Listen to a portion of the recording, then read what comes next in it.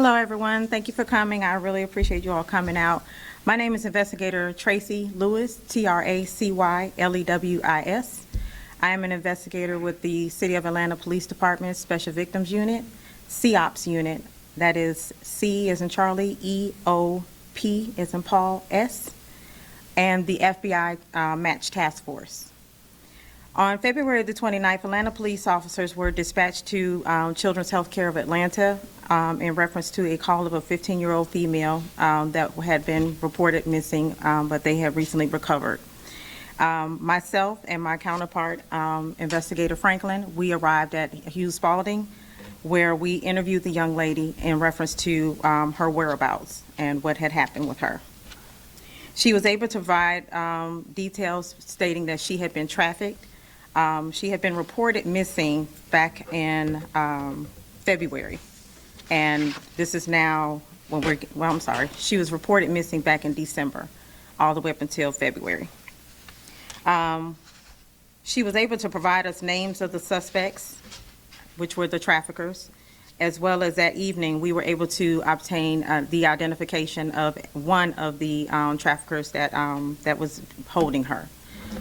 This trafficking situation was located where she was being held it was in DeKalb as well as in Atlanta. It started in DeKalb County and then she was then transported to Atlanta. During this time that she outlined everything, she identified one suspect at the moment as being Albert Wells, and she accused him of trafficking her for sexual servitude.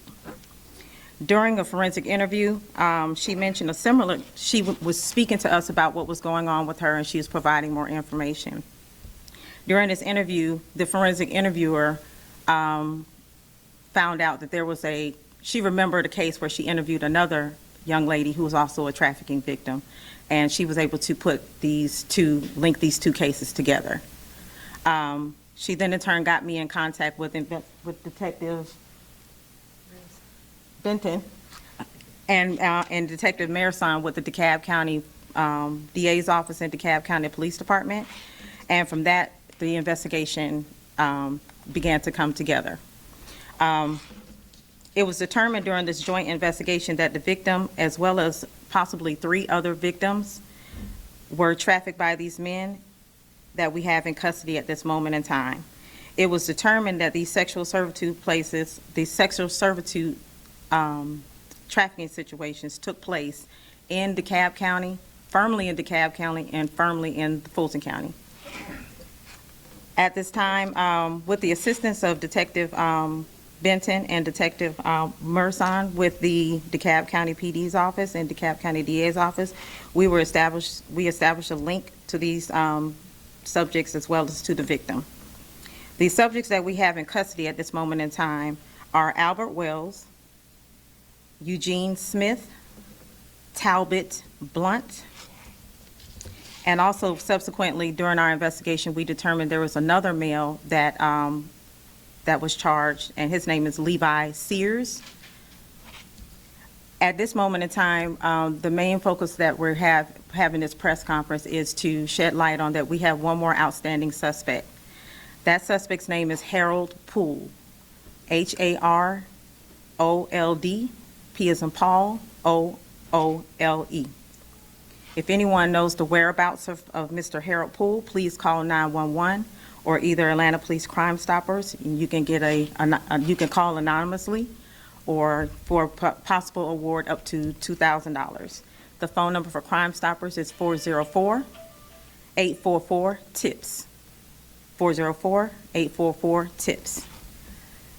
This does remain to be an ongoing investigation. Like I said, we do have other victims out here that we're going to have to speak to and get them to identify our subjects. Anything pertaining to charges, the Public Affairs Office will speak to you all about these gentlemen's specific charges.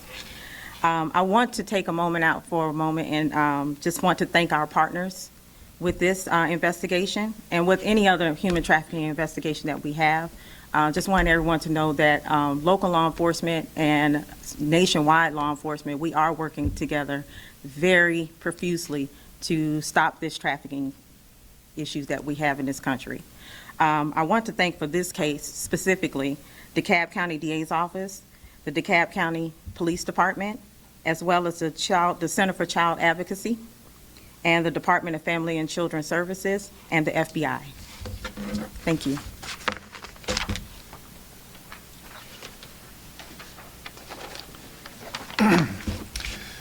Good morning. I'm Casey Benson. I'm an investigator in the Office of the DeKalb County District Attorney Sherry Boston. I'm honored to stand here this morning with our law enforcement partners who have worked tirelessly on this case to rescue the victim in this case and to identify and arrest those who are accused of exploiting this victim for their own gain. This case is a prime example of why it's critical that law enforcement prioritize human trafficking investigations. Traffickers prey on the most vulnerable people in our community, people who oftentimes feel like they have no one to trust and nowhere to turn. I've worked in the DeKalb County District Attorney's Office for 2 years now, but recently I've moved to a position that is solely dedicated to human trafficking and internet crimes against children. Our office recognized the critical need to address these types of crimes. And thanks to a federal grant, I am proud to say that every day I get to work with law enforcement agencies across DeKalb County, including DeKalb Police and Atlanta Police, to stop traffickers and abusers from victimizing people in our communities. Traffickers don't just operate in one city or one county. In fact, they oftentimes move their victims from place to place in an effort to hide from law enforcement. Traffickers, that's why it's so important to have these partnerships. And today, we stand united to send a message to traffickers that if you victimize people in our community, we will find you, we will stop you, and we will hold you accountable. Thank you.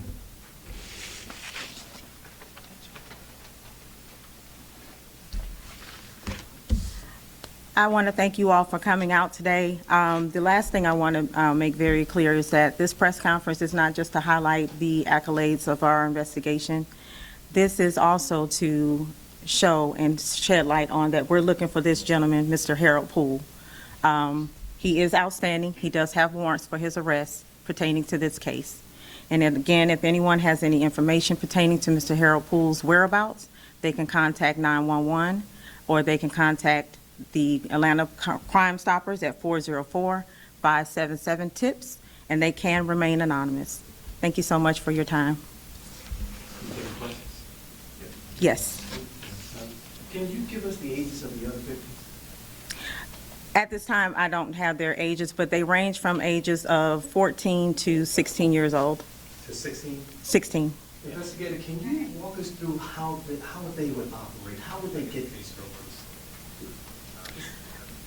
So a lot of these young ladies, unfortunately, and young men, they are already in foster care or in the foster care systems, but that's not always how we get our victims. We have victims. There are also children that are at home every day with their parents. We have a big issue with social media these days. They're recruiting from social media. They're also having their friends and their counterparts that are in school with them recruit them as well. So it's just depending on which situation you're referring to, it's always different on how they're being recruited. So would you describe this as a sex trafficking ring? Is there multiple victims other than these three that you've identified that you think maybe are still out there, or? As of right now, the only thing that we know of is the 3 victims that are remaining that we need to speak with. If we determine later on in our investigation that there are more, then we'll expand it further. You said 3 victims you need to speak with. You haven't identified them yet? No, we have identified them, but we just need to speak with them. When you talk about them being lured on social media, the boys and girls who fall victim to these people, I know they're not just saying, hey, come work for me.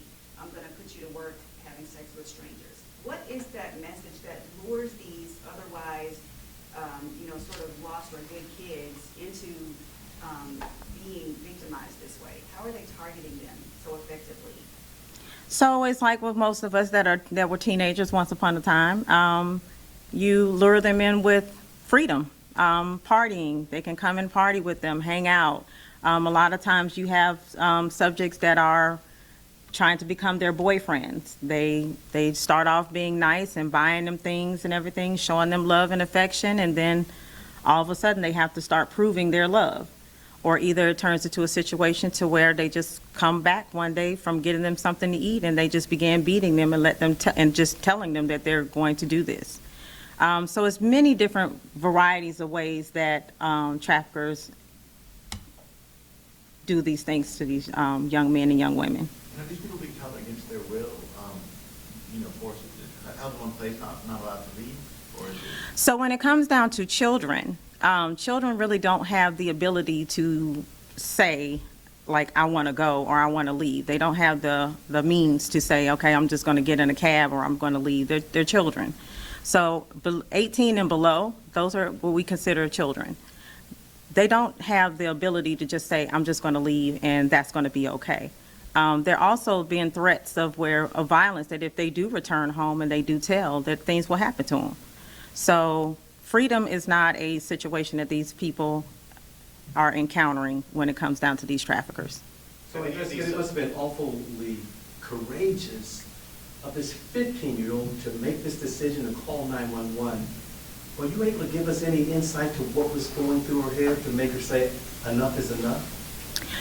Well, she actually went to a place of refuge, and the person that she went to seek refuge from was actually very nice to her and actually called 911 for her.